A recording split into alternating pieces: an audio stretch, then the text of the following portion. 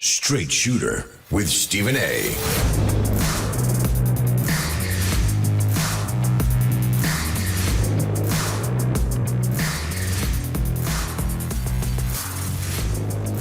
Good evening, everybody. Welcome to the latest edition of Straight Shooter with yours truly, Stephen A. Coming at you as I love to do every Wednesday night from 6 to 8 p.m. Eastern Standard Time over the airwaves of SiriusXM POTUS Radio, channel 124. Number to call up as always is 866-967-6887. That's 866-96-POTUS. Jam-packed show coming at you today. Dr. Mehmet Oz, who is obviously overseeing Medicare, Medicaid, for the Trump administration, along with various other medical things. He is going to be on the show in just a few minutes with us. And of course, at the top of hour number two, near the top of hour number two, the mayor of Minneapolis, Mayor Jacob Frey, he will be on the show with us to talk about some of the things that have transpired there, obviously.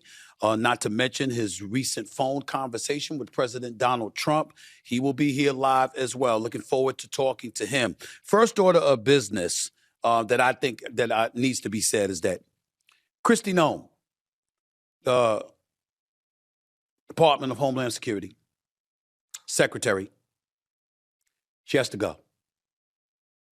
She has to go. She has to go because you don't need leadership like that at a time like this where you're being so flagrantly irresponsible, to the point where it's besmirching everything that's associated with you. Don't know if y'all noticed this or not, but MAGA ain't standing behind Trump and everything he does the way they were the first few months of his presidency, his second term in the White House. They're not doing that. Matter of fact, they're questioning a lot of things because over the last 3.5 weeks or so, 2 individuals have been gunned down by ICE. 2 American citizens killed on the streets, in the streets of Minneapolis, Minnesota, in the streets of America. And they're not illegal immigrants. They weren't criminals. They weren't people that were rapists and thieves and murderers who crossed our borders illegally. No, these were American citizens protesting in their own way, as unorthodox as some may deem it to be. In the case of Renee Good, it was driving a car, and it was turning to the right and trying to get away from ICE officers who had asked her to depart from her vehicle. Renee Good tried to get away, and apparently there were 3 shots. One went through the windshield, hit her in the head, killed her. Less than 3 weeks later, Alex Preddy, who was a nurse treating veterans, was gunned down, shot by 2 separate agents. Apparently 9 bullets were aimed in his direction, and he was killed. And what we heard from administrators in Trump's cabinet was not the kind of things we want to hear. We heard from a vice president who attached guilt instead of being a bit more responsible. We've seen Pam Bondi laying down the heavy hand of the law as the attorney general, making demands and just shoving aside the fact that 2 people were murdered, not accusing her of not caring, not going that far, not being irresponsible, but saying that the rhetoric didn't indicate anything such to the degree that it should have. But nobody has been worse than Kristi Noem, the Secretary for the Department of Homeland Security, who, by the way, has been invited on this show, by the way. We invited her too, right? She hasn't taken us up on that offer as of yet. Don't blame her one bit with the questions I'd have for her. But nevertheless, before I go any further, I want you to take a listen to just some of the sound coming out of her mouth as they say, trust us, to local and state officials in Minnesota. Trust us, as they said to Minneapolis law enforcement. Trust us. Give us access to voter rolls. Give us access to this or that. You understand? Saying all of this stuff, asking you to trust them. But before an investigation took place, a second of an investigation took place. A second of probing was exercised. Listen to the kind of stuff coming out of the mouth of the Secretary for the Department of Homeland Security, Kristi Noem. Take it away, people. Did the 37-year-old who had a license to carry, did he brandish a gun? And at what point did law enforcement retrieve the gun and also the magazines from him? Can you offer clarity on this where individual those were found? showed up to impede a law enforcement operation and assaulted our officers. They responded according to their training and took action to defend the officer's life and those of the public around him. And I don't know of any peaceful protester that shows up with a gun and ammunition rather than a sign. This is a violent riot when you have someone showing up with weapons and are using them to assault law enforcement officers. So in other words, just spit in our face and tell us it's raining. In other words, don't believe your lying eyes. Believe us. Because when we saw Alex Preddy on the ground, face down, on his stomach, yes, he did have a weapon. Yes, his weapon was licensed, and he had the right to carry. That is true. But in the same breath, with all of that being said, ladies and gentlemen, there were 4 officers on top of him. 4 officers. So if you got 4 officers on top of the man, trying to cuff him or whatever the case may be, how come you couldn't contain him? We can deal with that question another day. But one of the things that we have to pay attention to is what I alluded to yesterday on my YouTube show, and I'll reiterate and regurgitate right now. GOP's in trouble. This is the year of the midterms. And with the rhetoric that's been being spewed, with the chaos that's in the streets, I will remind y'all, I'm telling you again, that is why Trump lost the election in 2020, and you did lose, sir. It's why he lost. He didn't lose because of the economy. Because before COVID, the economy was doing fine. He didn't lose because of those issues. He lost because of chaos in the streets of America. Because people saw what was transpiring and they weren't comfortable with it. And they don't want chaos. You've got people on the right now at this particular moment in time alluding to the level of chaos that exists within the Trump administration. As we speak, they're incredibly alarmed by what they're seeing. I'm reading from something called the Dispatch article. These are folks that pride themselves. They swear up and down. They're talking facts. And I'm not here to impugn their integrity, reputation, or anything like that. I'm just reading what they wrote here. The Trump administration this is people that favor the right in a lot of people's eyes. This is what they wrote. The Trump administration has had an extraordinary few weeks, dragging the American people along for the ride. Federal agents have, as of this writing, shot dead 2 American citizens within weeks of each other in the same city, while clad in masks and military gear and carrying out a campaign of paramilitary-style immigration enforcement that appears far more interested in theatrics than deportations. In both cases, the Secretary of the Department for Homeland Security, Kristi Noem, who I just alluded to and played that sound, has rushed to label these shooting victims and, by extension, other ordinary Americans protesting immigration and customs enforcement tactics, terrorists. In recent days, we've seen high-ranking administration officials try to retroactively justify the agents' actions by advancing arguments that infringe upon Americans' First and Second Amendment rights. These are people that favor the right that are now talking about the Trump administration in this regard. No wonder we've seen what Trump and what kind of position he's taken. To summarize, he talked to the mayor of Minneapolis, Jacob Frey. And what does Trump say? I'm shaking things up. I shake up teams, Trump said. He praised newly arrived border czar Tom Homan as tough but effective, noting Homan has already met on the ground with Governor Tim Walz and Minneapolis Mayor Jacob Frey. This is Trump recasting changes to immigration enforcement in Minnesota as a pivot as opposed to a pullout. Now, Mayor Frey has exacerbated the situation, no doubt, and I'm looking forward to talking to him about it because he points out how, listen to this quote, Minneapolis does not and will not enforce federal immigration laws.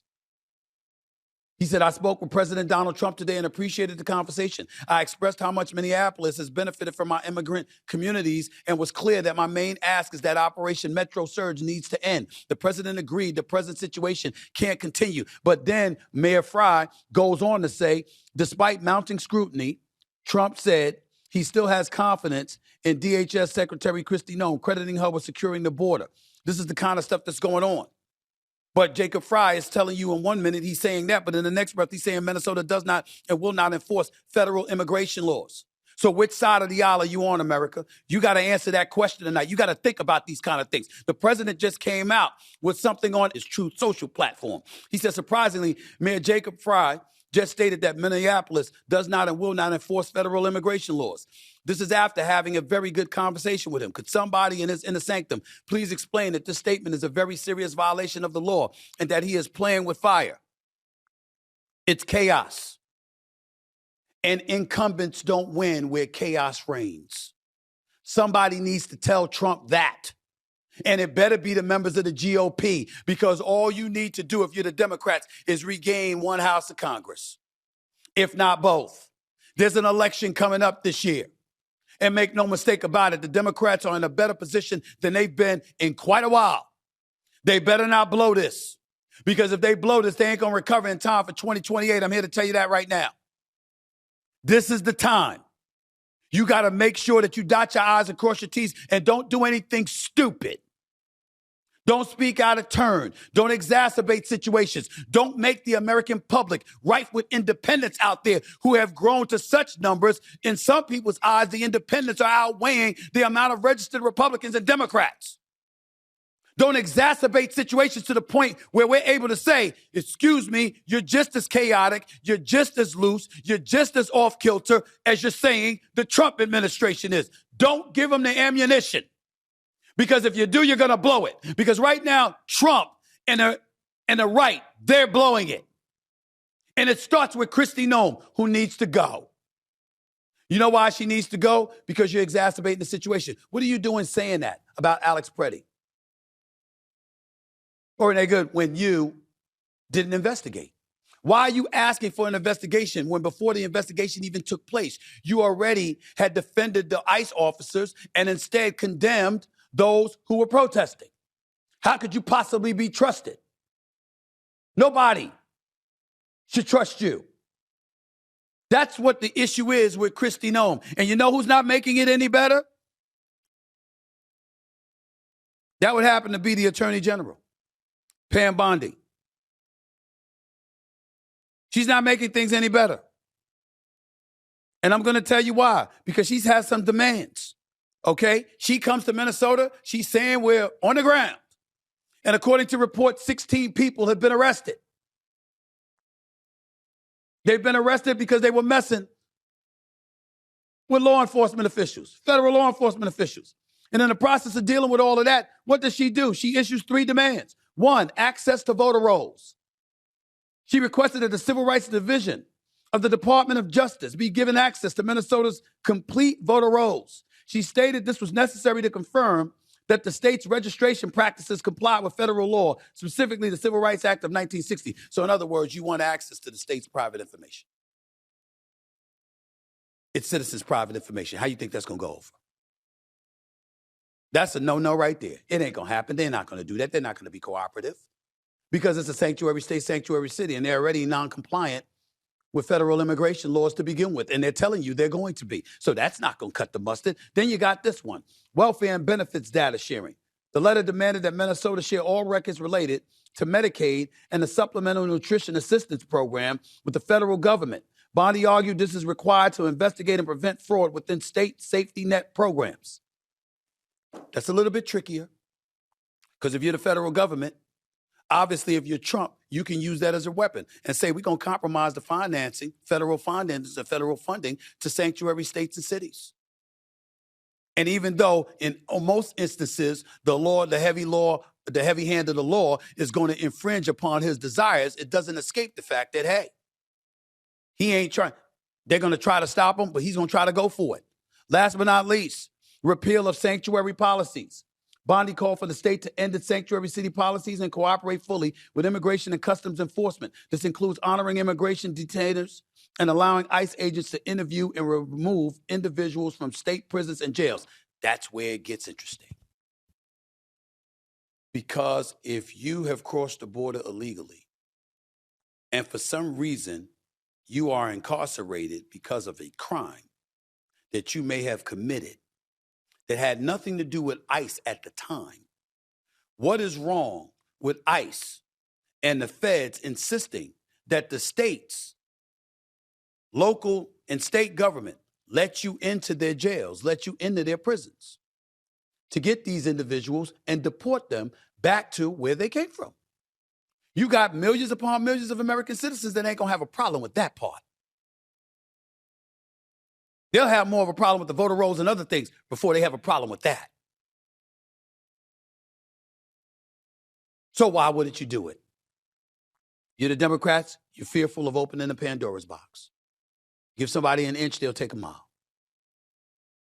Can't blame them when it comes to this administration because you see folks that are so interested, so fixated, so addicted to trying to be impressive in the eyes of Donald Trump that they lose all sense of decorum and professionalism. You don't sit up there and convict somebody in a court of public opinion without an investigation if you are the secretary for the Department of Homeland Security, speaking with that incendiary rhetoric, being so one-sided, and then in the aftermath of it all, you're going to ask for an investigation? That's nonsense.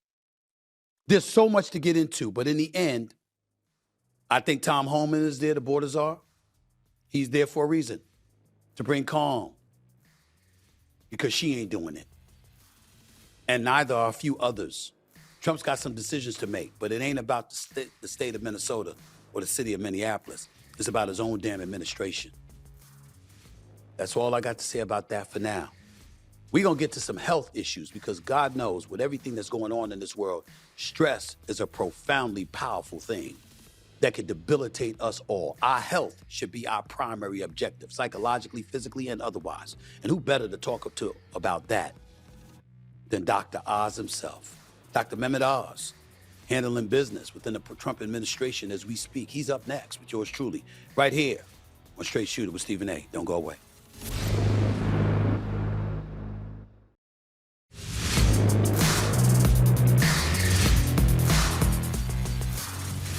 Welcome back, Straight Shooter in the house with yours truly, Stephen A. My guest is a former television host and physician. He now serves as the 17th administrator of the Centers for Medicare and Medicaid Services in the Trump administration. Please welcome for the first time to the show, the one and only Dr. Mehmet Oz. How you doing, sir? Long time no speak. How have you been, sir? How's everything? I'm doing very well, Stephen. I know you talk about sports most of the time, but obviously politics has a athletic element to it. So in this job, everyone gets lean because we go, we're working our tails off. But, we build teams, we fight for victory. There's a lot of parallels, which I know you appreciate. No question about it. Let me get right to it. I got to ask you, because you're working closely with Health and Human Services Secretary Robert F. Kennedy Jr. on the Make America Healthy Again agenda. Last week, the administration launched a nationwide tour called Take Back Your Health. Explain what that's all about, sir. Well, we took the food triangle, which had been an advertising approach to trying to figure out what foods to educate Americans to eat. And we actually put it back the right way up, which is to emphasize eating real foods, whole foods, foods that come out of the ground, looking the way they look when you eat them. That's the goal. And if you try to make America healthy, the way to do it is to make it easy to make the right decisions. These are foods that people generally like. By the way, meat's back on the agenda. Not going to run away from all the fats. Because if you don't eat a balanced diet that includes fats, that means you're going to probably pop up the numbers of carbohydrates you consume. And unfortunately, in America, a lot of those carbohydrates are simple carbohydrates. All the white foods, white sugar, white flour, etc. And they're a problem because the body converts them all to glucose, sugar, and eventually deposits them as fat in your liver, on your hips, in your belly. And there are problems that arise from that are devastating to the American people, but also devastating to the healthcare budget because you've got to pay for the consequences of obesity. High blood pressure, diabetes, these cause heart attacks, they cause dementia, they cause cancer, kidney failure, lots of problems you don't want to have to deal with. That's why when we were negotiating the most favored nation drug pricing, we made sure we put the weight loss drugs in there. Because we'd rather you eat the right things to lose the weight naturally. But for some Americans, that's become a real issue, and there's some genetic differences. So no matter how you get there, we want you exercising, eating right, or taking advantage of medications that now can be beneficial. But I'll give you a number, Steve, that's going to blow your mind. Within 2 years of when we signed the most favored nation drug pricing deal with the president, within 2 years, we're going to have the average American taxpayer pay less money by giving away these drugs for less money. Why? How do you know? Because we're going to save so much. How do you We know you're going to do that? calculated we calculated out based on data we knew from the commercial insurance business, because they're very careful in how they collect data, because they want to know if they're, when they buy medication for a patient, what's the actual cost to the system, and do they have a possible savings. If you look at the clinical trials on folks who are taking these weight loss medications, now assuming they're taking them correctly, and they got to keep taking them to get these benefits, they lose enough weight that their complications start to go down pretty quickly within months. And within 2 years, now that you have less diabetes, less high blood pressure, the consequences of those problems start to diminish, and that's hugely beneficial. Because now you are just all of a sudden have less people go to the hospital for preventable problems. This is the real promise Secretary Kennedy's been offering. If you make America healthy again, you actually save the healthcare system money, but more importantly, you unleash all this talent. You know, you're in the space, Stephen. You're looking all the time at, are you getting the most talent out of your players? Our most important players, the American people, are saddled with illnesses and chronic diseases that hold them back. If we could just get the average American, Stephen, to feel so healthy, so vital, so with it, that they want to work just one more year, just think about that. That unleashes about $3 trillion of money for our GDP. All that extra productivity because people are healthy enough to go to work. Dr. Oz, what's the difference between what you're promoting and what you're pushing along with Robert F. Kennedy Jr. compared to what previous administrations had done? Because everybody preaches about good health. Everybody preaches about eating healthier. You're a 9-time, daytime Emmy Award winner, okay? How many best-selling books? I'm looking right now. You got 8 New York Times best-selling books. You've been talking about this. Yeah, I met you. And the first time I met you, you literally, I met you. We met for like 60 seconds the first time. We met each other on several occasions. But we met with each other for like 60 seconds our first time. And in those 60 seconds, you were asking me about my health. Are you doing this? Are you doing this? I'm like, damn, I just met the man. He's all the way on me. But I love it. I love it because it's the right thing to do. What's the difference between what you guys are doing now compared to what previous administrations were doing, sir? Highlight that. It's about priorities. What are you actually going to focus on the most for the team? And in our administration, we believe throwing money at insurance companies, trying to buy more drugs, these aren't the long-term solutions. Focus first on what it takes to get people as healthy as they can possibly be, and talk about it incessantly, because that is the ultimate solution to keeping our nation fit and fighting and ready to do the great things that productive countries like ours can do. Now, if you can't get there with just diet and lifestyle alone, and we got to do a lot of things to make that easier to achieve, then we got to escalate it. Use medications if you need be. Encourage people to get into the healthcare system. A lot of what we don't do is just basic primary preventive care. And just to point to that, many folks watching right now, Stephen, they don't have a doctor in their life. They don't have someone that can be their coach, so to speak, to give them advice. So we've actually taken money from specialists. I'm a heart surgeon, as you know. We took money from the pockets of the specialists, because we make a lot of money, and we gave it to the primary care doctors. We wanted to invest more in folks with small practices, especially in rural parts of the country. The $50 billion we just gave out to rural America, the largest ever contribution from Medicaid into the healthcare system in a specific sector, that's a 50% increase in what we're spending in that area. That's going to unleash all kinds of opportunity for the 60 million Americans living in rural parts of the country, get them to catch up, because their life expectancy keeps falling behind.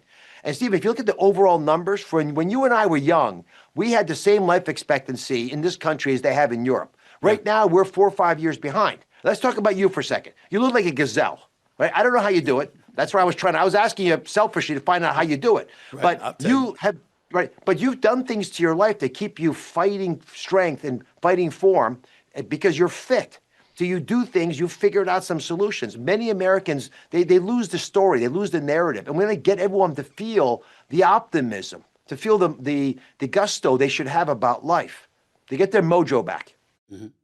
You're absolutely right. And to answer your question directly, let me make sure I erase your intrigue.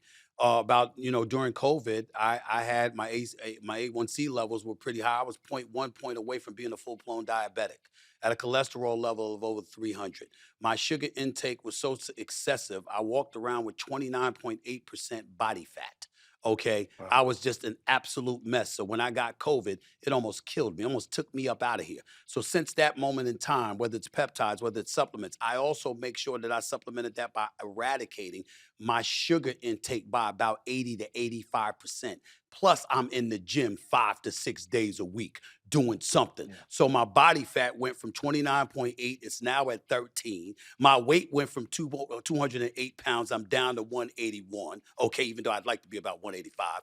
And I make sure that I minimize my sugar intake, but most importantly, I exercise. A lot of times, and I'm getting to this, we see a lot of people out here looking for these drugs, particularly these weight loss drugs and things of that nature. My point is, if a doctor advises you, a doctor like Dr. Oz says, okay, this could be very, very helpful to you, can minimize you from being a full-blown diabetic, it can to cut down and manage your sugar levels, etc.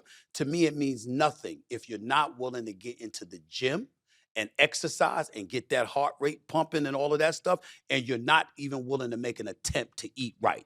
Am I wrong in saying that, sir? You're 100% on topic. I'm going to give you a number that you can use in the future Okay. to anchor what you just said. If I can get the average American to walk 20 minutes a day, so 20 minutes of activity, running, some activity. Just walk, all right. Walk, do push-ups, yoga, whatever you want to do, 20 minutes a day. It'll probably save us $100 billion in health expenses. The difference between a person who's sedentary, who watches Stephen A. Smith on the sofa all day long, and one who's willing to walk around the room and do a couple sit-ups while they're watching the show, $100 billion.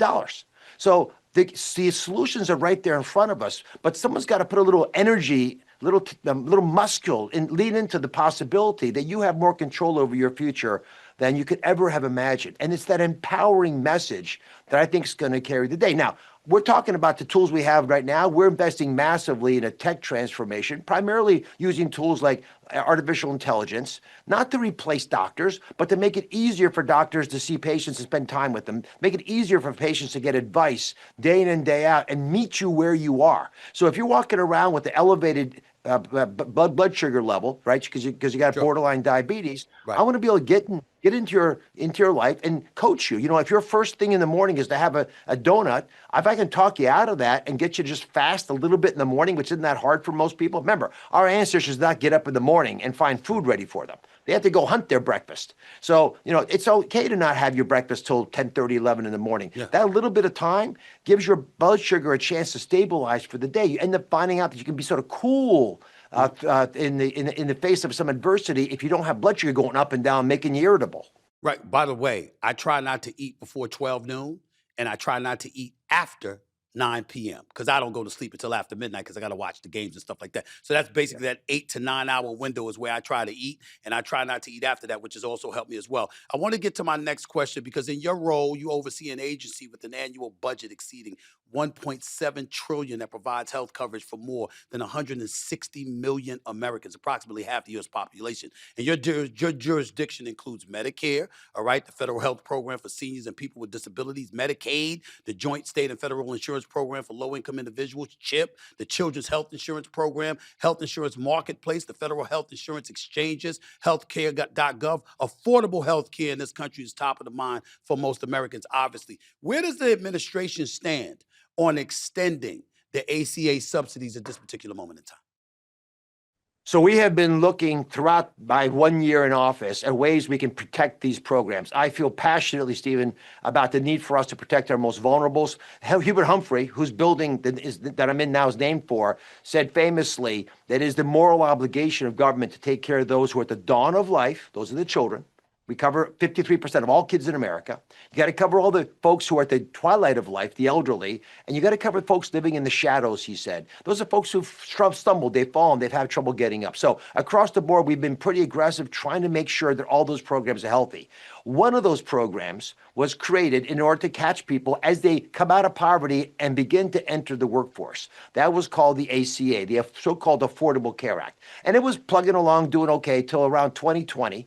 And in 2020, because of COVID, there was a desire to give extra subsidies. Now, you already get 83% of all the money that's paid into this insurance program. Okay. You already get subsidized most of it. There was an additional subsidy that was added to it. It's that little extra bit that we're talking about. Here's breaking news for you. We just released it as I came on air. The number of people who were on the program was around 24 million people. The number of the people who are currently on the program, after we took away that extra little subsidy and didn't renew it this year, same basically, no real change. And the reason for that is the average person, think about it, you go into a restaurant and the proprietor says, you know what, 90% off. And then they change their mind and they say, it's 83% off. Do you leave?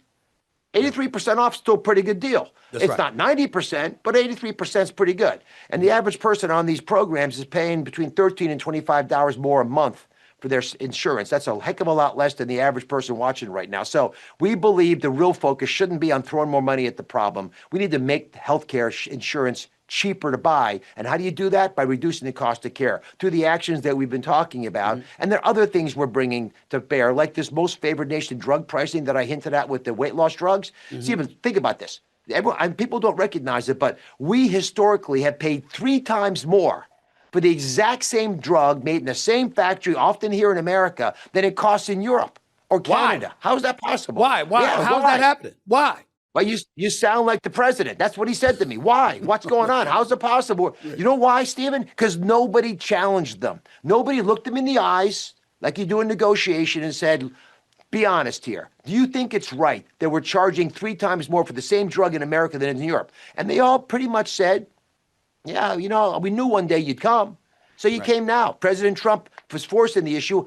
All of the drug companies pretty much have come on board now. They've all agreed to sell for the same price in America as Europe. They want fair pricing, and that's saving the American taxpayer a lot of money. That's how you drop the premiums. Dr. Oz, how healthy is the average American citizen compared to average citizens in other parts of the world at this moment in time? We're faring poorly. I'll give you a number. Let's talk about obesity, which drives most of the healthcare budget more than any other issue. The number of Americans who are actually obese, not overweight, obese, is 43%. That's more than twice Europe. It's 10 times more than Japan. And so how do you balance healthcare expenses when we're twice as fat as Europe? They're going to end up spending less money than we do. Now, there are other reasons for that as well. But I believe if people really appreciated that obesity is really a barometer of your overall health, that the things that it causes to you are ones that you should feel control over because you do have remarkable abilities to reduce your weight. Again, lifestyle is the best way to do it. All the things that you talk about all the time. And, channel all the athletes you get to showcase. All those folks, they treat their bodies like they're Lamborghinis. Right? So you don't have to be a Lamborghini, but you got to move a little bit. And the most valuable thing you ever got from your parents is the gift of your body, the temple of your soul. And we don't respect how vitally important that is to our well-being. And frankly, if you're not sleeping well at night, there's a pretty good chance it's because you don't take care of your body during the day. If you're not able to get yourself into a peaceful place during the day and deal with the stresses of life, the complexity management challenges, a lot of that comes because you haven't taken care of the tool you were given, which is your body. Dr. Mehmet Oz, 17th Administrative Centers for Medicare and Medicaid Services, right here with Straight Shooter with Stephen A. Let me get to something more specific. What's the issue with you and the governor of California, Gavin Newsom? I mean, I just recently saw an article. He fired back at you after, you posted a video claiming Los Angeles is at the center of multi-billion-dollar hospice and home care fraud. He fired back at you. What is the issue with you and the governor of California, sir, specifically? I'm going to hold the governor accountable for doing what a governor is supposed to do. If you know fraud is existing in your state and you don't take care of it, you're hurting your most vulnerable citizens. Let's pick 2 examples that are very concrete. There's no real debate about these issues. You know what hospice is, right? It's designed to help people at the end of their life, usually because they have cancer or they're dying from a terminal illness. And you're supposed to give this precious service only to people who are actually dying. The number of people in hospice in California has gone up 7-fold, 7 times, 700% over the last several years. How's that possible? Are there more people dying in California all of a sudden? No. A lot of these centers, these new places that have opened, they have 100% survival rate, Stephen. 100%. No one's dying. So obviously it's not really hospice. Now this has been talked about for years. And the governor has tried some small things to try to fix it, but the fraud has continued and is stripping billions of dollars out of the system. And those same fraudsters, once they know they can get away with it, they start doing home health care fraud. So now all of a sudden the people coming into your house are not really needed. And maybe they're just being sent there because they get paid. And all these other services start to grow out of whack. 9% of all the money we spend on home health care in America is in Los Angeles, in one city. 9%. One city. 9%. That's 5 times more than it should be. So I'm here trying to administer your taxpayer dollars. And I'm telling you that people in New Mexico who don't have a ton of money, people in Mississippi who don't have a ton of money, they're paying extra tax dollars to the federal government in order to put it into California, Los Angeles in particular, to make up for the fraud that we're seeing there. And I don't have a way of stopping that unless the governor takes it seriously. So we, under the president's leadership, have said to all the governors, we're going to audit you and check what you're up to. We obviously have had problems in Minnesota. We're dealing with that. We're having problems now in Southern California, Los Angeles, and we're insisting that the governor address this. I sent him a very mature letter saying, here's the problem. I want you to look at this. We work together to help the people in Los Angeles. And of course, he'd rather fight on Twitter about whether I'm doing it the right way or am I, acting like an administrator is supposed to. This is not personal for me. He can do whatever he wishes to say in the public airways, but I'm here to make sure the American taxpayer is protected, but even more importantly, to make sure the American people, our most vulnerable citizens, are given the best chance. If you are defrauding people with hospice needs, people who desperately need these services because they've got some terminal illness, and so they can't get them anymore because you've given them the fraudsters, I'm coming after you. What's your what's your focus as it pertains to vaccines? Because we've heard stuff from RFK Jr. Forgive me, I have nothing against him. I respect the man and what have you, but I want to hear from Dr. Mehmet Oz. That's who I want to hear from. When it comes to vaccines, the viability of vaccines, what your opinion is about that, people alluding to it being used, being needed, others giving the impression you never need any vaccines. I'm not vibing with either side particularly so, but I want to know what your feelings are, particularly as it pertains to what the data has shown you, to its effectiveness, its efficiency, et cetera, or lack thereof. So let me just start off with a fundamental statement that should put everyone's heart at ease. No matter what you want to do with vaccines, we're going to pay for it. And Secretary Kennedy has been out in front about this. You may have different opinions about which vaccines you want to take. You may not like all the things that the secretary's been saying, but we are going to pay for your vaccines. We don't want anybody, especially children. Again, we cover most children in America are in Medicaid. They're born in poverty. I don't want any of these kids or their parents ever being worried that they're not going to be able to afford the vaccines. We're going to pay for all of them. That's my job because I run the insurance, the public insurance systems on behalf of the president and for the secretary. Now, let's get to the specific issue that you're bringing up. The Europeans give less shots than American experts have recommended in the past. A lot less shots. Some countries, half the shots that we give in America. So the secretary has said, well, why don't we just see if we can adopt some of the European approaches and see if that might work for Americans. So he said, okay, all the European ones that are commonly given, we're going to call those the essential ones, the core ones, the common ones, the ones that everyone sort of agrees need to be given. And then there's some other ones that you might want to give as well. And that's up to you if you want to give them. Again, we're going to pay for them no matter what. But that gives parents an opportunity to pick. Now, here's one of the reasons that might have merit. In Denmark, the authorities there have said that by limiting the ones that are really, really critical, the core ones, everyone gets those. Make sure every mom gets those. There's no fatigue from too many shots for your kids. We want to get the other ones too, but they're not the core ones. So let's make sure we get the really important ones in. And the other ones, if you want to get them, you can get those as well. Before I get off this subject, because I just got a couple of questions left, because I know you got to go, and I really appreciate your time, Dr. Oz. Last May, Texas, the state of Texas was at the center of the nation's largest measles outbreak in more than 2 decades, with more than 700 reported cases that sent dozens to the hospital and led to the death of 2 unvaccinated children. South Carolina also recently reported more than 700 cases as well. You've expressed support for ending school-mandated childhood vaccines. As a medical professional overseeing Medicare and Medicaid, how will you ensure that reducing mandates does not lead to a resurgence of preventable diseases that could strain our healthcare system? Well, the measles that you mentioned right now is one of those core vaccines. You should get the measles vaccine. Okay. There are a bunch of vaccines that, we spent a lot of time trying to figure out how to get past some of these very dangerous illnesses. My father was one of 11 children. 5 died in childhood because of communicable diseases like the ones you're talking about. Whooping cough, in his case, was a common problem. So there's some illnesses we really want to vaccinate against, and we want to make sure that we get more than 90% of moms to get those vaccines for their kids, because that's how you get broader immunity. There are other ailments where it's not essentially get that number, or it's a different kind of a problem, but also every kid is different in terms of the risk factors we have. I trust the moms. I'm from Pennsylvania.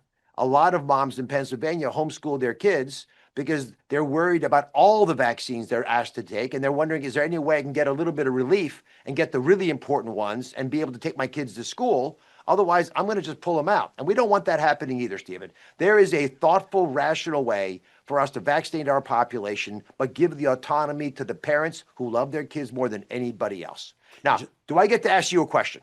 Yes, you do. Go ahead. Go ahead. I got one more question for you, but you could ask me. Go ahead. All right.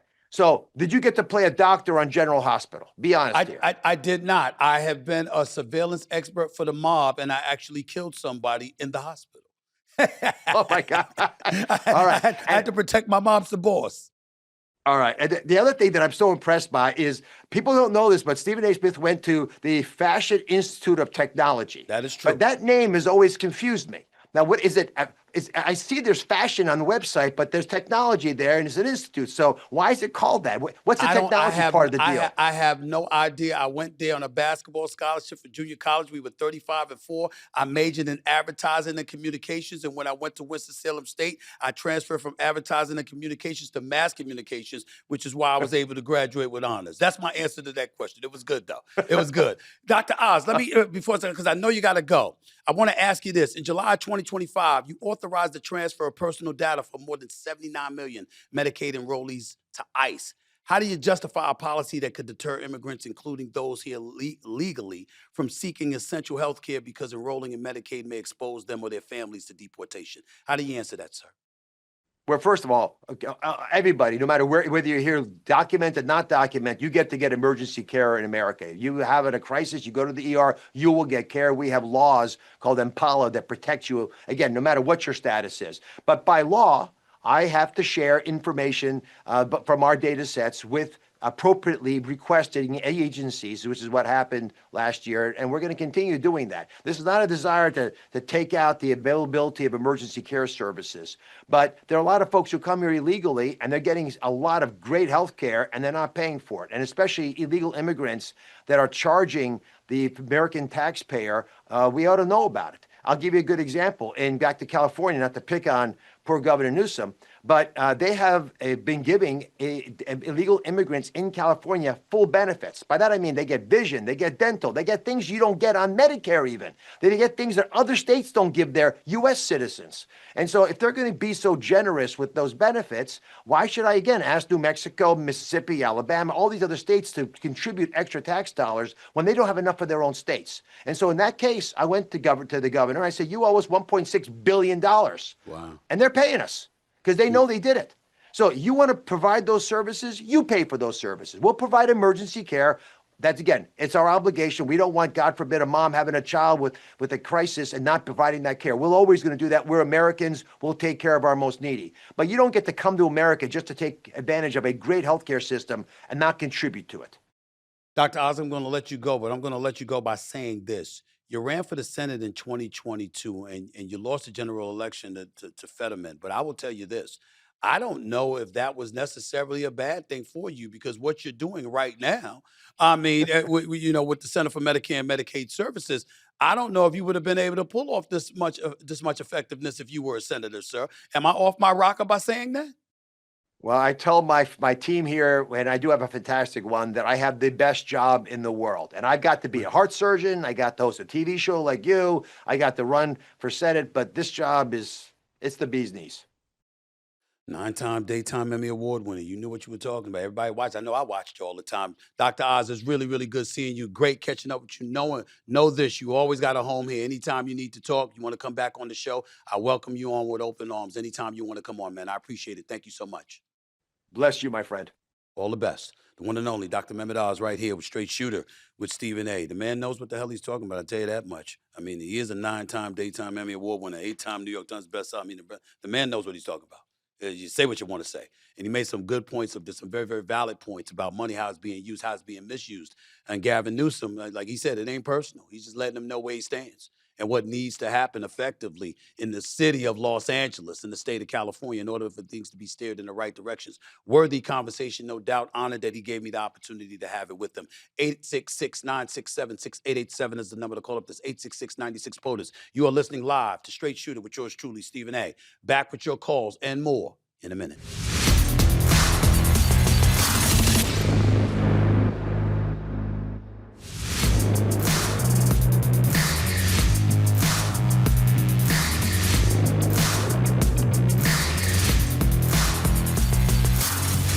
53 minutes past hour number 1, back here on the Stephen A. Straight Shooter with Stephen A. coming at you. Let's go to the phones real quick before we start off hour number 2. Let's go to Cameron in New York. You're live with Stephen A. Cameron, good evening. How are you? Hey, what's up, Stephen A? Nice talking to you, man. I really enjoy your stuff. Thank you. I appreciate it. Go ahead, buddy. People who are down the middle and can talk to both parties. So I'm a very left-leaning person. Okay. So, well, not very left-leaning, but I'm more moderate, but I am on the left. So some interesting things you said on the left. You said, from my understanding at least, something that you really don't like about the left is cancel and woke culture. Yep. And that is something that's usually identified with the left. But what we saw from Trump this past year, his administration, is canceling Jimmy Kimmel, as short-lived as it was. He canceled Jimmy Kimmel for a joke that he told, which Jimmy Kimmel's still on the air. He tried to. Jimmy Kimmel's still on the air, but go ahead. No, absolutely. Thank goodness for that. Stephen Colbert, he's canceled. Mm-hmm. You had J.D. Vance telling people to pretty much call their employer and get them fired if they said anything about Charlie Kirk. Okay, but you know what that is. You know what that is, right, Cameron? That's retribution.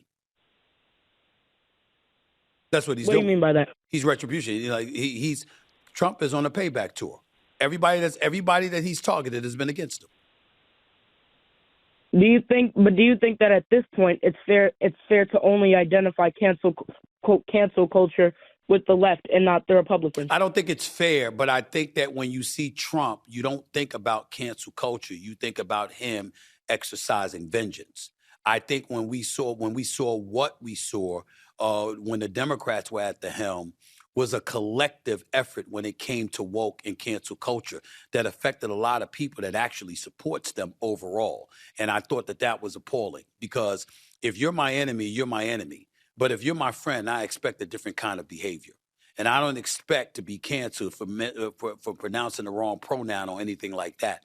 A lot of times you see folks and they take a position and they shift, and it's like, wait a minute, where the hell did this come from? This is going to have more of a detrimental effect on the people who actually support you than anybody else. I think in the case of Trump, you've got people who disgustingly fawn over every little thing. You notice, Cameron, how everything they do, they always got to sit up there and take a moment to praise him, to talk about his great leadership and how he's one of one and he's all of this stuff. I mean, this dude passes gas, they call it perfume. It's embarrassing. You see what I'm saying? But it's about vengeance on his part. You know, Jim Jordan was a guest on this show weeks ago, and when I pressed him on it, do you remember when Jim Jordan said, well, they did do a lot to him, Stephen? Remember that? That's the kind of stuff we're talking about. And that's the argument that a lot of people are using, like, well, he said all these crazy things about us, so we should get back. It's just a whole bunch of craziness. Just out of curiosity, did you see the attack on Representative Omar yesterday? I did not. I heard about it, but I didn't see it. I heard it. I was listening to it while I was driving in my car. I did not see it, but I heard about it. Yeah. And that's reprehensible. There's no excuse for that. That's reprehensible. No. That's wrong. But Trump, and I don't remember the exact quote, so pardon me on this. He did say, I don't think about her often, but it's disgraceful. I think he said something to the effect that it was staged, and maybe I'm just thinking that because so many people on social media, on Truth Social and things of that nature have said it's staged. And once again, you think about Charlie Kirk and his Trump's own assassination attempt. Now we like to identify all of this political violence stuff. Karen, are you listening to me? Are you listening to me real quick, Cameron? Mm-hmm. Do you remember, let me tell you one of the most disgusting things to me.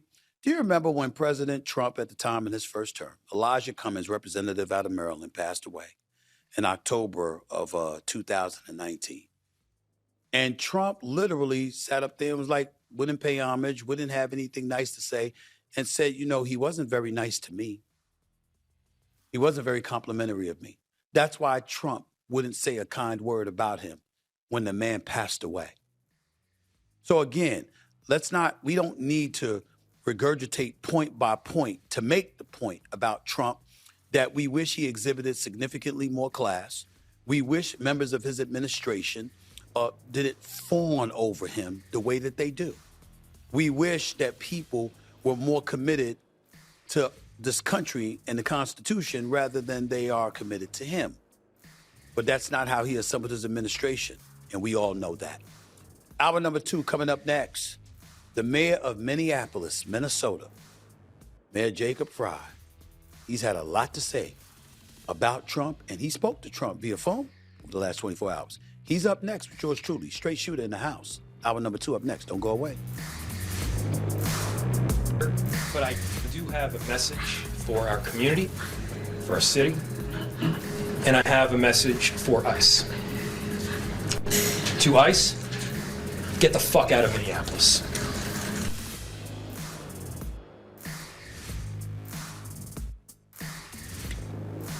Welcome to hour number 2, a Straight Shooter with yours truly, Stephen A., coming at you as I love to do every Wednesday night from 6 to 8 p.m. Eastern Standard Time over the airwaves of SiriusXM POTUS Radio. As promised, I've got a guest. Been waiting to talk to him for a little while now. He is a former civil rights attorney and the 48th mayor of the city of Minneapolis. It has undoubtedly been a difficult month for his city, so I'm grateful that he's taken time out of his busy schedule to join me tonight. Right now in attendance, Mayor Jacob Frey of Minneapolis. Good evening, sir. How are you? Thank you so much for taking time out of your busy schedule to be here. Stephen A., thanks so much for having me, my friend. I want to ask you this. You heard that sound initially when you said, get the F out of our city. You said that to ICE. Obviously, they haven't listened. How would you describe the state of affairs today at this particular moment in time right now? Things are chaotic right now in the streets because we've had literally thousands of federal agents come into Minneapolis, and the way that this operation has been conducted, at least to this point, has not been about safety. It hasn't even been about immigration. It's about creating what seems to be a political narrative about who Minneapolis residents are and what we're about. And at the same time, I'll tell you, I am inspired by like the tens of thousands of people here in Minneapolis that are peacefully protesting on the streets. I'm inspired by the people that are dropping meals off for people that would otherwise be afraid to go outside and, standing guard, watching over a church or a daycare.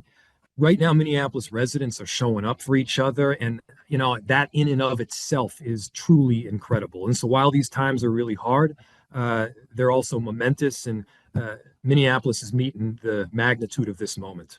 What kind of explanation have you been given, if any at all, as to why Minneapolis was chosen as the city where over 3,000 federal agents would be sent to in terms of curbing illegal immigration and what have you? What kind of explanation have you been given? Stephen A., I don't have much of an explanation, because if you cared about focusing specifically on people that are undocumented in our country, well, we don't have that many in Minneapolis, at least relatively speaking.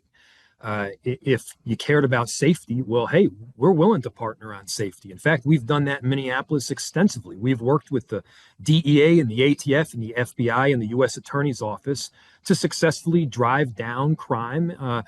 Shootings, for instance, on the north side right now of our city are at a record low. And so we do partner with federal agencies to drive down crime. What we won't do is partner on enforcing federal immigration law. Why? Because I don't want our police officers spending time hunting down a father who just dropped his kids off at daycare, is about to go work a 12-hour shift, who happens to be from Ecuador. I want our police officers catching murderers and investigating crime and answering 911 calls. That's the basic work of being a police officer. What about those who look at it and they look at it from this perspective? They say, okay, Minnesota is a great state. You have state and local officials that are literally defying federal law. ICE is obviously a federal agency. The president is the commander in chief. He's handed down an order, and you have individuals, law enforcement officials, government officials in the state of Minnesota, in the city of Minneapolis, who are not willing to follow federal law. Even Trump just put out some post on his Truth Social platform where he's talking about your statement about not, being cooperative is defying federal law. You see the statement right there. Mayor Jacob Frey just stated that Minneapolis does not and will not enforce federal immigration law. This is after having a very good conversation with him. Could somebody in his inner sanctum please explain that this statement is a very serious violation of law and that he is playing with fire? What do you make of the statement from the president? Do you agree or disagree with what he's saying from a lawful perspective? So I agree that we did have a productive conversation. I disagree that we are violating federal law. Here's how it works. In Minneapolis, we're going to do our jobs, but we're not going to do somebody else's job. Our job is keeping the residents of our city safe. Our job is making sure that our police officers are responding to 911 calls. So we've only got a limited number of officers, in fact, about 600. And their time is best spent keeping people in our city safe. Now, federal agents, specifically ICE, they enforce immigration law. And by the way, this is not a policy that is unique to the city of Minneapolis. This is a policy that has been followed, even in New York City now for generations, going back even before Rudy Giuliani. And the reason is that when something tough happens, when a crime goes down, we want everybody to feel comfortable calling 911 without the risk that they're going to get deported for doing so. And so to have that interaction with your local government is critically important. Otherwise, we're creating people that'll just be fugitives for their whole life that are not actually engaging with a system of safety in their respective cities. So this is not a wild policy. Again, it's not. It was even followed, by the radical leftist in Rudy Giuliani. Define your definition, Mr. Mayor, of what a sanctuary city is and how you feel about sanctuary cities existing in this nation. Well, there's this terminology around sanctuary city. Put that aside for a second. I'll tell you what we've got in Minneapolis. What we have is something called a separation ordinance. And what the separation ordinance says is that we do not enforce federal immigration law. We do not have our police officers, our public officials working with any federal agency on federal enforcement of immigration law. Now, we do work with them extensively on sorting out crime, on investigating murders and homicides, on driving down a narcotics trade.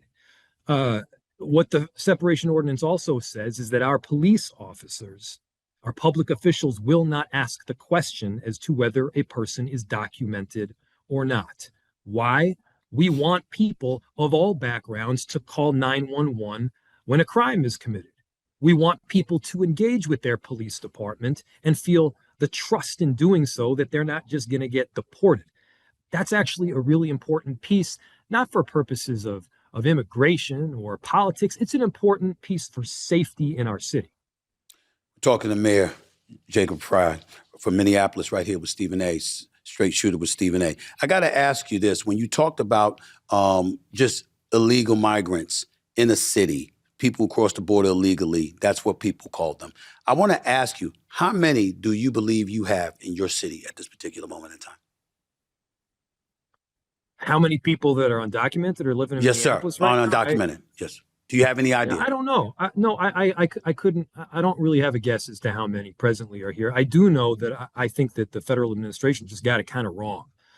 Some of this is speculative, but I think that a month or two ago, somebody from pretty high up said, go to Minneapolis and arrest and deport a bunch of Somalis. And there wasn't adequate pushback on that directive. And they get here only to find out that the Somalis are here legally. They're by and large American citizens. They got here on a plane. And so, suddenly they're looking around for, what to do next. And attention got redirected towards our Latino community. I mean, here's the bottom line. If the goal is to go after murderers and rapists and people that have destabilized safety in Minneapolis, we're, of course, on board. But is the goal to go after someone who's been here for 29, 30 years, working as a baker? I mean, is that the goal? Nobody has ever come to me and say, yeah, that baker, the breads and the cakes, that's just a bridge too far. We got to get this guy out of here. I mean, nobody's said that to me. And so let's put aside, discussion about immigration and let's talk about safety. Let's talk about crime. Let's work on, that's what I would say to people. If the goal is to get murderers, the first question that you ask is not where are you from? The first question that you want to figure out is, did they commit a murder? And yeah, if that's the case, you arrest them, you prosecute them, you charge them, you put them in jail. We're all for that. Is that what you said to President Trump? In different words, of course. Yeah, look, I'll say we had a productive conversation. It was a collegial a conversation, and I certainly expressed that we do partner.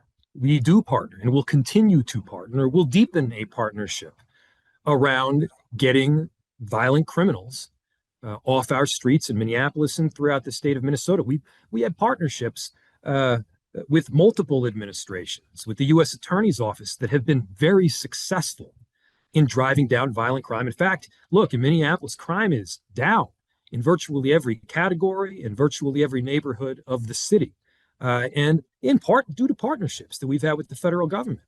But no, there seems to be a shift to want to bring it back to immigration and ripping these families apart that have made Minneapolis a better place. And no, I'm not on board with that.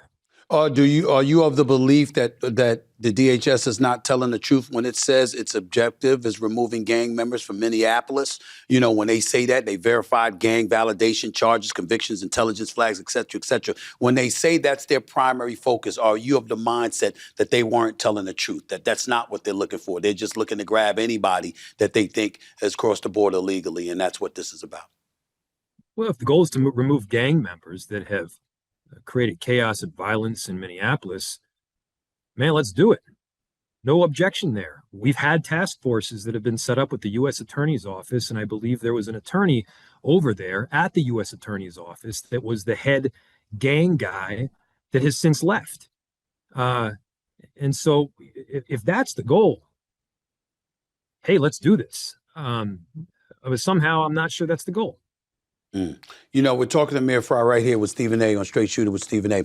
I want to ask you this about sanctuary cities, because Trump has been on the record, you know, entertaining essentially compromising federal funding to a state like Minnesota, to a city like Minneapolis, and any sanctuary city. He's clearly targeting it from that perspective, and he's alluded to making sure that you feel the pinch financially, you or anybody else who is non-cooperative with him and federal authorities. Are you concerned about that? If so, please explain why. If not, please explain why not. Of course, I'm always concerned about the financial well-being of our city. I'm also concerned about some of the constitutional, unconstitutional conduct that we have seen in our streets. To be very clear, look, ICE has been around for a long time. ICE has operated in Minneapolis and, you know, virtually every city throughout the country. We're not talking about ICE doing normal ICE stuff. We're talking about large groups of federal agents just going through the street and indiscriminately picking up Latinos and Somalis. A pregnant woman was dragged through the street. A 5-year-old was detained. We've had 2 people killed, and Alex Preddy and Renee Good. This is not ICE doing normal stuff. And so we've got to just talk about the reality that we are seeing on our streets. And by the way, it's not just a lack of safety we're seeing. This is also bad for business, for people that care about the economy and business. We've had these amazing, long-standing businesses, these institutions in Minneapolis that have been hit incredibly hard because there's a lot of people, specifically people of color, that are afraid to go outside because they themselves might get picked up and their family might get torn apart, even those that are American citizens. You know, we've had American citizens that have gotten picked up simply because they, you know, looked the wrong way. And I mean, I think there is a broad recognition, and I'm hopeful that this will result in some action, but I think there is a broad recognition that the status quo and the present status can't continue. Mayor Frey, I've heard people describe the killing of Renee Good and Alex Preddy as murder, flat out, plain and simple. I didn't hear those words come out of your mouth. I don't know, maybe I missed it or what have you. I'm asking you now, how would you describe what happened to them? Well, look, you know, I'm in a position right now where we've got investigations that are coming down the pike. We need to make sure that they're done fairly and judiciously, but, you know, I mean, imagine for a second here if,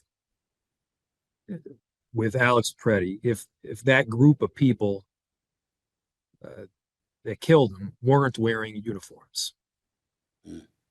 No uniforms. Just imagine regular activity on the street, no uniforms. What would you call that? And Look, it is horrific. I want to make sure that a full and a fair investigation takes place, and I don't want to detract from that. We need justice right now. We need justice. We need truth. And clearly, we haven't seen that when you have a federal administration, people in federal government, jump to conclusions from the very beginning that, the agent that killed Renee Good was just operating in self-defense, and that Renee Good was a domestic terrorist. Right. I mean, we've seen how they've tried to paint Alex Preddy as well, and yeah, I've got a deep issue with that. These are our neighbors. How are you feeling about border czar Tom Homan being sent to Minneapolis? Have you spoken to him, first of all, and how do you feel about his presence there? And Mr. Bavino now being gone and sent back to his regular post and what have you. What are your thoughts about that? Well, look, we met with the border czar Tom Homan just yesterday, had a productive meeting.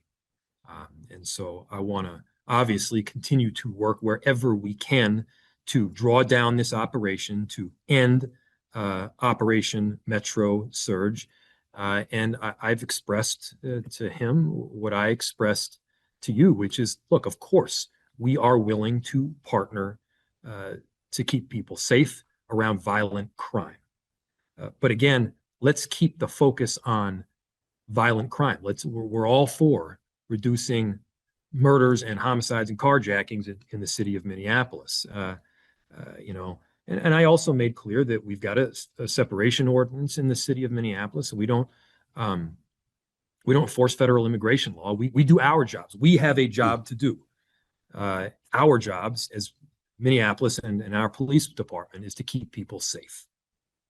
So it's accurate to depict that what you're saying is you're not trying to operate against federal officers. What you're saying is that as from a local and state perspective, you have your job to do and you're doing your job. You're not going to do their job for them. Is that the message that you want to get across as it pertains to dealing with ICE officials and what have you? Yeah, generally speaking, that's accurate. We have a job to do. We've got 600 police officers in the city. They've got between 3,000 and 4,000 ICE agents and border control. Obviously, there's a massive imbalance there. And I need our police officers spending the limited time and resources that they have of responding to 911 calls and just doing the basic job of a cop. And by the way, they're doing it exceptionally well.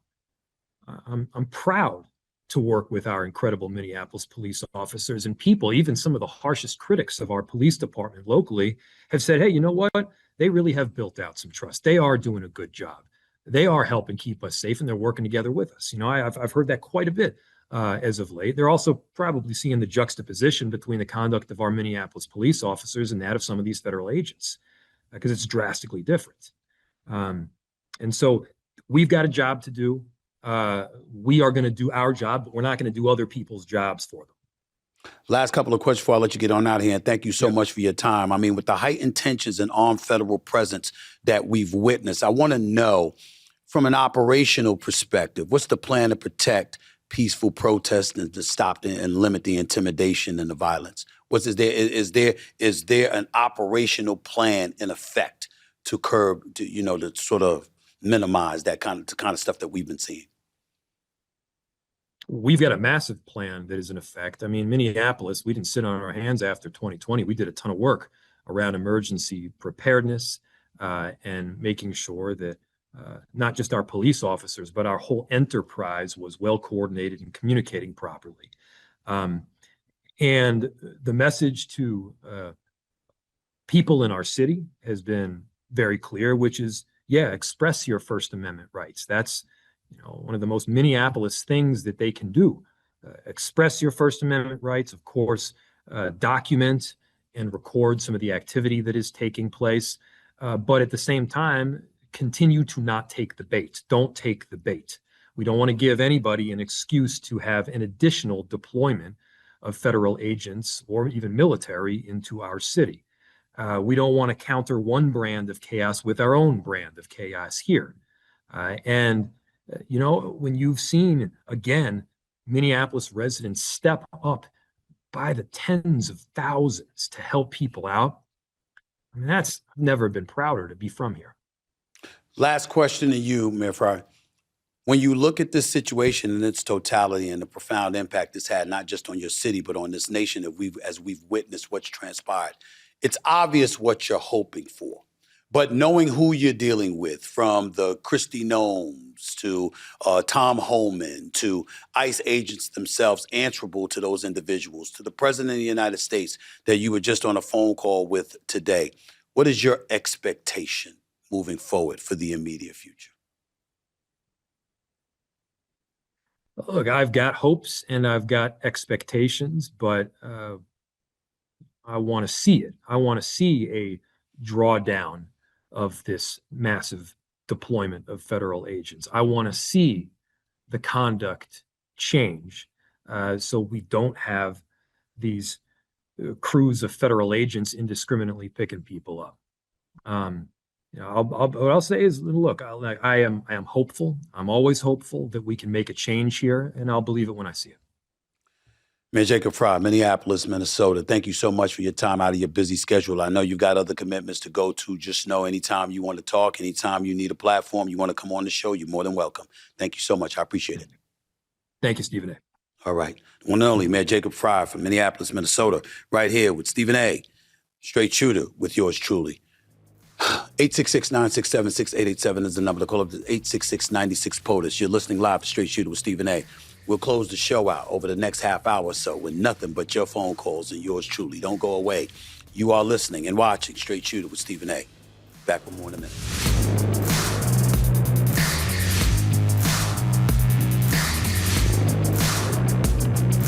29 minutes past hour number 2 back here on Straight Shooter with yours truly, Stephen A. Coming at you as I love to do every Wednesday night from 6 to 8 p.m. Eastern Standard Time over the airways of Sirius XM, POTUS Radio, Channel 124. Newsflash, the White House just put out word that Tom Holman, the border czar, will hold a press conference in Minneapolis, Minnesota, tomorrow morning at 8 a.m. Eastern. That will certainly be one to watch. Thanks again to Mayor Jacob Frey of Minneapolis for coming on the show, taking time out of his schedule to speak on the various issues that he spoke about pertaining to Minneapolis. We all know between Renee Good and Alex Preddy, it's a lot to talk about. 2 American citizens gunned down in the streets of Minneapolis, Minnesota. That is not a good thing. That is not Trump's intent. That was not the administration's intent for sure, because obviously it's a disastrous circumstance for them to be in optically and beyond. And I think that if this stuff continues, it's definitely going to cost the GOP immensely. So all of those are things to think about. It's inescapable, and it's exactly what we're going to do as we're sitting here talking about this right now. 866-967-6887 is the number to call up. This 866-96-POTUS. You're listening live to Straight Shooter with Stephen A. Let's go to the phones. Let's go to Daniel in Florida. You're live with Stephen A. Talk to me, Daniel. How are you? Hey, Stephen A. I'm doing pretty good. Much better than in Minneapolis. Yes, you are. Ain't that the truth? Ain't that the truth? Yeah. The comment I wanted to make is I wanted to thank you for your interview with Mayor Frey. Okay. Because it's the first one I've heard that didn't have all the sharp angle, accusatory questions, just a search for information. Absolutely. And I appreciate that. No, we're not trying to do that on this show. We're not about that. We're going to ask the questions that need to be asked, the questions that the American people want to know. But we want this to be a place where people know they're going to be asked the questions that the American citizen wants to know about, but they're going to have the freedom to answer, and the public will judge based on what they're listening to, what their answers are. They'll check the veracity of their words, et cetera, and we move forward. If somebody wants to come on here and lie through their teeth and be duplicitous and phony and all of that stuff, we'll know through their answers, because we'll be looking up the answers and making sure we dot I's and cross T's to make sure what they're telling the truth about and what they're lying about. And if they're honest and forthcoming, but they're honest with their verbiage and what their positions and perspectives are, we have to respect that even if we disagree. That is the American way, and that is what Straight Shooter with Stephen A. is all about, and it's what it's going to be about as long as I'm here. Well, I can testify that in Minnesota, there was a real crime problem, but it wasn't illegal immigrants or undocumented immigrants. Okay. It was a gang problem. Hopefully that's getting addressed. My daughter used to live right well, she works right now at the downtown hospital, Okay. Allied Health. And she said it's just crazy. She got trapped in Wow. work the other night for 6 hours because they blocked off the entire road and Yeah. tear gas was coming in the hospital. Yeah. It was really pretty tragic to hear from her while she was Understood. stuck there. Understood. And as a Uh, father, I can imagine how fearful you were, to making sure that she was going to be safe and get home safely. Yeah, a lot of innocent people get caught in the crossfire. Absolutely. And the other thing I'm proud of Mayor Frey. I thought he expressed what's going on up there pretty accurately. Okay. All right. You know, like the one point that he made that really should make Americans think is, what would you think if those guys weren't in uniform? Yeah, I think so. I think that's a very valid point, but they were in uniform and they did it anyway, which makes it even worse. And so that's what we got to look at. But Daniel, I appreciate the call. Thank you so much. Aram in Texas, you're live with Stephen A. Good evening. How are you? Hi, Stephen. I have a bunch of things, but if I want to go over these, you have to give me 10, 15 minutes. You're not gonna waste getting your that time. long. You're not getting Yeah, that I long, know. but I will give you some I know. time. Go That's ahead. Make your point. You've been holding on for an hour. Go ahead. Yeah, well, that's why I want to cut my losses. I'm not going to ever argue with you on sports. You're the king. But on issues of policies, constitutional aspects, laws, I would suggest you get some more homework. Okay. We have a federal form of government. No state or city is mandated to follow federal law. Because if that was the case, then the federal government should have not be following any state law. You need to read up the 10th Amendment. So the city not following the federal law is completely okay. If Trump has an issue, he can sue them in a appropriate court and see what the court says. Well, our AG, let me finish, please. Last time you didn't let me talk. Our AG wants to get voter registration from the state of Minnesota.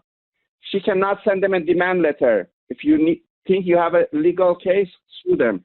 I'm going to finish up by attributing something from Mahatma Gandhi. I'm not sure if he said it, but if in fact he said it, the saying goes, if we follow the eye for an eye motto, then nobody on earth will have an eyesight left. Okay. Well, let me respond. May I respond? I mean, I'm being nice because I certainly can respond to my own show. But let me say this to you. First of all, of course, I need to read up on the Constitution, need to educate myself more. That's fair. But that doesn't mean I didn't know what you were talking about. I'm fully aware of the fact that you don't have to follow federal laws if you disagree with them. I understand that. The states have exercised that. The existence of sanctuary cities and states proves that point. The point I was making is how right, how effective, and how much to the betterment of the American people is it going to be? I'm not talking about painting with a broad brush as federal authorities and that should be it.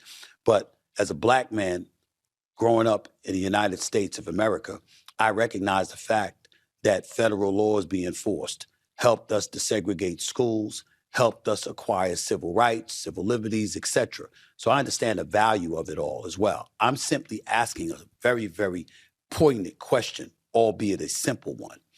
If state laws engage in the kind of behavior that ignore federal laws and vice versa, federal laws ignoring state laws, how do we have a government? How do we have something shy, something that doesn't digress or regress into mayhem?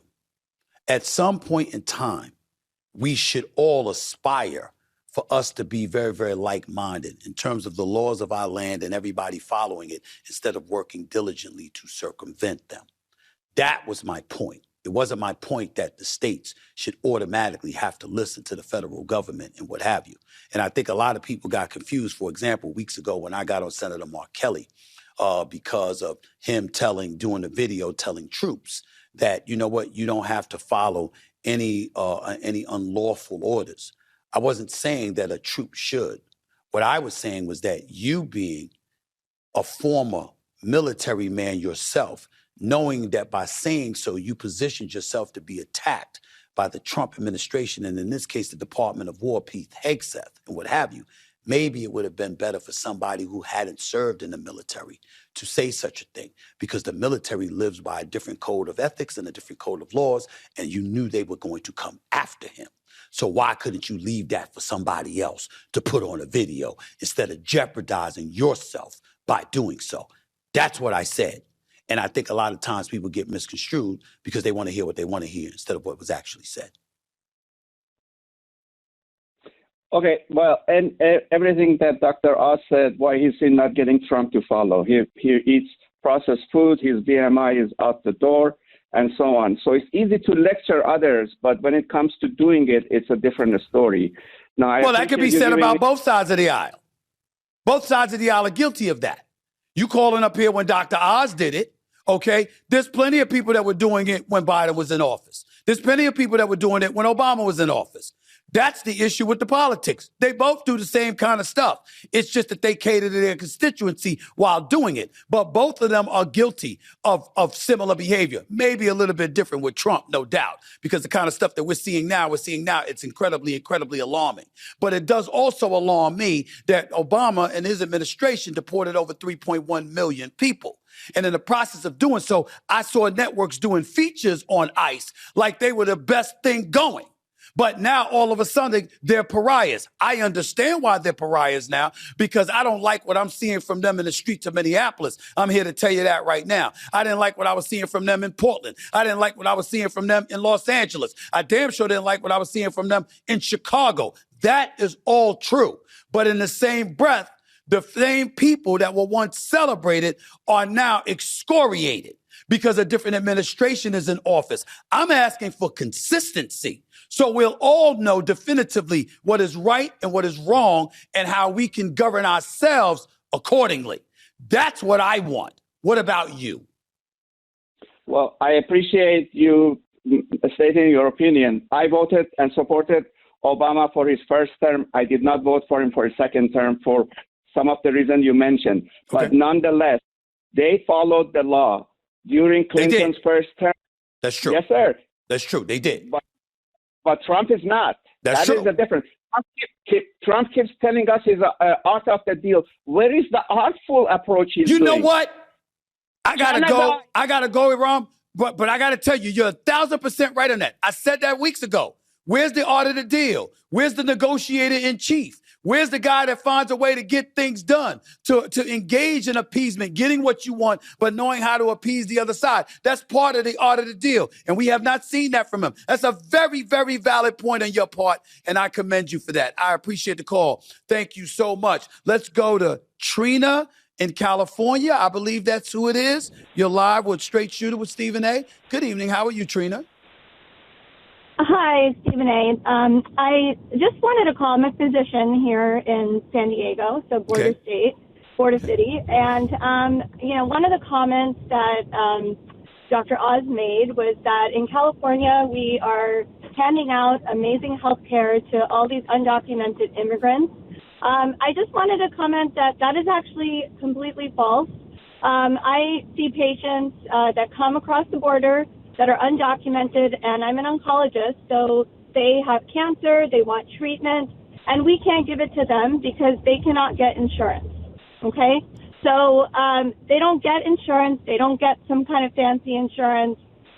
Maybe they will go on to go through the system and get Medi-Cal, but even Medi-Cal doesn't pay for all these wonderful things. Hold on, Trina. I have to ask you a question. It's very, very important, and I appreciate you call in and saying what you have to say, but I must ask you a question. You brought up Medi-Cal, which is basically California's, system for Medicare. I must ask you, aren't you guys like $8 billion in the hole? Isn't that the number? I don't know the specifics of that. Okay, well, let me tell you why I'm asking you that. Because whatever hole you're in, it's because of exorbitant spending that has taken place. And there is no doubt that some of that spending has been spent on migrants who have crossed the border illegally.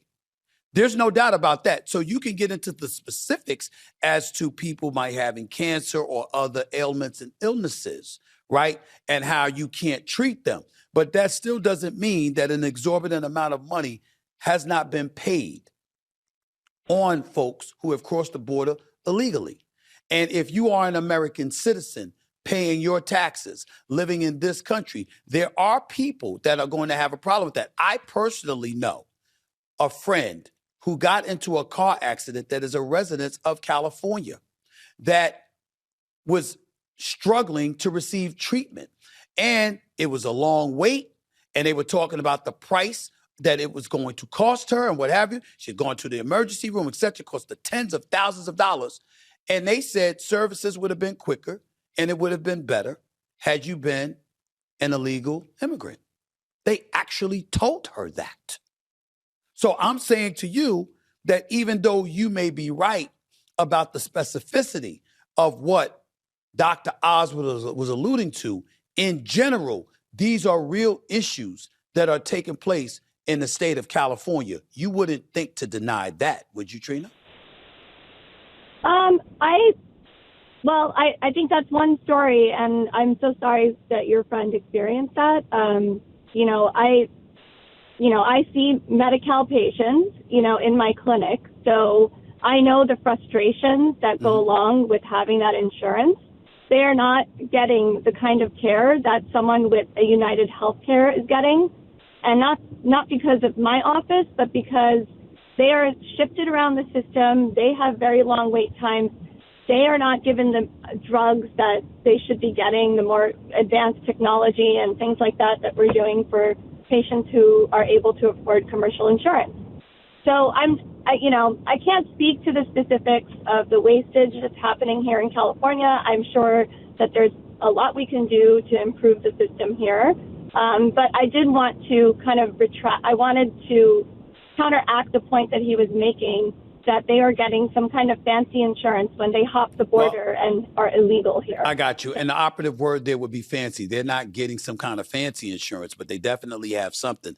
And I alluded to Medicare instead of Medicaid. Medi-Cal, when you're talking about Medi-Cal, you're talking about California's implementation of the federal Medicaid program, serving low-income individuals, including families, seniors, persons with disabilities, children in foster care, pregnant women, and childless adults with incomes below 138% of the federal poverty levels. So that's what we were talking about with Medi-Cal, helping the unfortunate, the impoverished, the disenfranchised. That's what Medi-Cal does, and we can understand where that comes from. Your heart's got to be in the right place, which is why I don't condemn Gavin Newsom for some of the things that he does, because I think his heart is in the right place as the governor of California, and he tries to do the right thing and tries to serve all people. But it's just that you can't pull off everything for everybody, unfortunately, particularly when you're using the American taxpayer dollar to do it. It's very, very difficult, but there's a lot to talk about. Trina, thank you so much for the call. I appreciate it.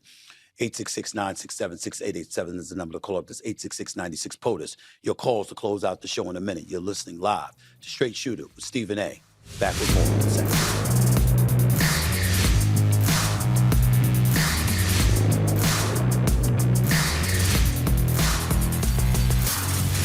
Minutes past hour number 2 back here, Straight Shooter with yours truly, Stephen A. Ladies and gentlemen, there is a video circulating now. Alex Preddy, the individual shot by ICE officers, killed the other day. There's a video surfacing now from 11 days earlier where it shows ICE agents is in an SUV driving away, and Alex is screaming at them. He's kicking their vehicle, and he's spitting at the vehicle. He's spitting. So that story is making waves as we speak. It's been aired on CNN several times.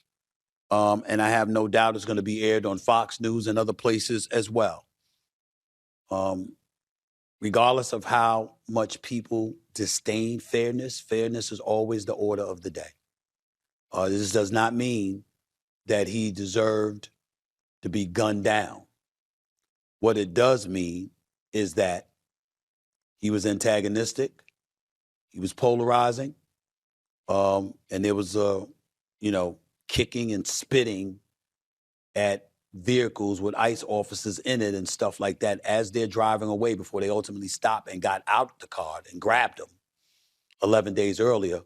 They're trying to put on display how antagonistic and, dare they say, volatile he was. It's not justification for shooting him. I want to be very, very clear about that. But in the same breath, you know, folks on the right are going to look at it and say he did have a gun on him, although it was licensed and he was licensed to carry and had a permit and all of that. You know, it's not a good situation, and it's making waves. Make no mistake about that. On another note, a couple of officers, 2 officers accused of killing Alex Preddy, have been put, correct me if I'm wrong, Jennifer, I believe it was administrative leave. Yes, they are on administrative leave effective immediately. And Tom Homan, the board is in Minneapolis as we speak, scheduled to hold a press conference tomorrow morning at 8 a.m. So there you have it. Let's go back to the phones. Paul in California, you're live with Stephen A. How you doing, Paul? I'm doing wonderful. So how are you today? Thank you for calling, man. Appreciate you. Mm-hmm. I just want to say that it's hard to deal with Trump just because of the way he moves. Like everything's a pretext. He doesn't step into situations where he's being upfront with you. So he turns his pretext, gives you a pretext, and then he moves into what he really wants to talk about. Well, can I challenge you on that? I agree with you please. that Trump is very difficult to deal with. I don't like his style at all. It's why one of the biggest reasons I didn't vote for him, because I think where he is, chaos arrives. And I think he oftentimes resembles a bully, as opposed to somebody that wants to engage in diplomacy and decency. And I have a problem with that. Having said that, what I'm not going to do is accuse him of not being forthcoming about who he is and what he wants to do. If you listen to people who have voted for him, they will tell you he's doing exactly what he told them he was going to do.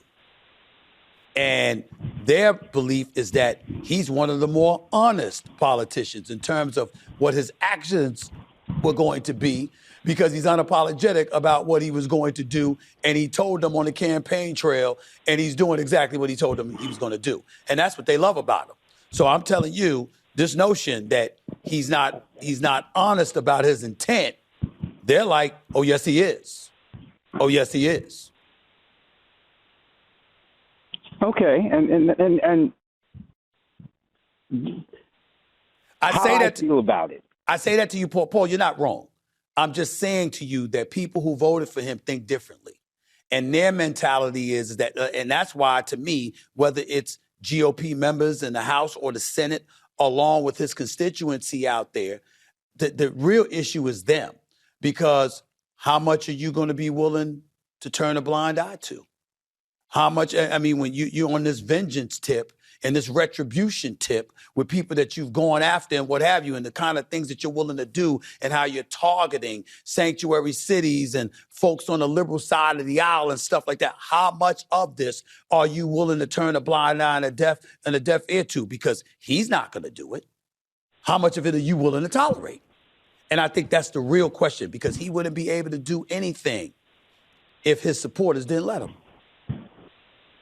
Oh no, you're absolutely correct. This is what he has decided. I can tell you what you mean by what you do, not what you say. Got you. And the things that Trump does, right, are straightforward. I got you. The things that he says, I got you, are Paul. never straightforward. I appreciate the call, man. You're not wrong. You're not wrong. Appreciate the call. Tiffany in California, you're live with Stephen A. What's up, Tiffany? How are you? Good evening. Thank you. Hi. Hi, thank you for I'm calling. calling regarding information in media. It's always ICE. When it's not ICE, it was borders and customs. So media is quick to report something that's not factual, and then it's being ran with. Like what? Give me an example, Tiffany. Last incident in Minnesota had nothing to do with ICE. It was borders and customs. Okay. But constantly we hear ICE. Well, this ICE agent. Well, first of all, you hear that because ICE is there, over 3,000 of them. You heard the mayor of Minneapolis saying he only has 600 officers. They got 3,000 of these guys here. You hear the governor of the state alluding to ICE. You hear the mayor of Minneapolis alluding to ICE. You hear the people out there protesting ICE. So again, that compartmentalization that you allowed to kick in, while respectful and totally understandable, doesn't negate the fact that their participation there is seen as at the very least as being a bit antagonistic and exacerbating issues that otherwise wouldn't be so if their presence wasn't there. So when you talk about the shooting, you may very well be right. And I don't know if you are or not at this particular juncture, because to be honest with you, I haven't thought about your point until you made it. So props to you. But it is important to recognize, Tiffany, that when people are talking about what's transpiring, the presence of ICE is seen to have exacerbated situations exponentially. And I'm not even saying that that's right, because it's a sanctuary city, but ICE is federal enforcement. They are there to get illegal migrants out of our country. They are unapologetic about it. You know what the mission is. You're going to agree or disagree with it as a local official or whatever, and I get that. But their job is their job, and they're authorized by the President of the United States to exercise that job. He's doing it in a fashion that's antithetical to what Barack Obama did, because Barack Obama deported over 3.1 million people, and you barely heard a peep about it, which just shows how adroit and skilled in diplomacy of a politician he is, compared to Trump, who appears to be nothing but classless. But in the end, the bottom line is that the presence of ICE is the presence of ICE. And that's what everybody's been talking about, Tiff. And that's the issue. I also wanted to point out the administrative leave. Go ahead. It is a rule of thumb that once an officer is involved in this type of incident, they are automatically placed on. Well, that wasn't automatic, Tiff. This happened days ago, and they weren't placed on automatic leave or on administrative leave until today. So that didn't happen automatically. Okay. But that doesn't mean that the officer was still performing duties. What it means is that the president, the vice president, and the secretary for the Department for Homeland Security and Kristi Noem, who all spoke up on the officer's behalf before doing a thorough investigation, was a bit preemptive and a bit premature in their comments. And as a result, the White House, the administration, and others have taken backlash from it. So they've made another move to sort of insulate and distance themselves from what has transpired. It's why Tom Homan is there. It's why you see him in front of the microphone instead of Kristi Noem, because she said some things that were a bit conflicting and compromised the administration. And that's what this comes down to, Tiffany. They put their foot in their mouth, and now they're trying to cover themselves. So it's not an accident that the guys on administrative leave that just been placed on there today, this happened because you've got the White House trying to backtrack a little bit because they knew they stepped their foot out there a little bit too early and put their foot in their mouth. That's what transpired. Got to get on out of here. Appreciate the call. Appreciate all of y'all calling. Appreciate Dr. Oz and, of course, Mayor Frey for coming on the show. That's it for this edition of Straight Shooter with Stephen A. Holla at y'all next Wednesday night. Until then, peace and love.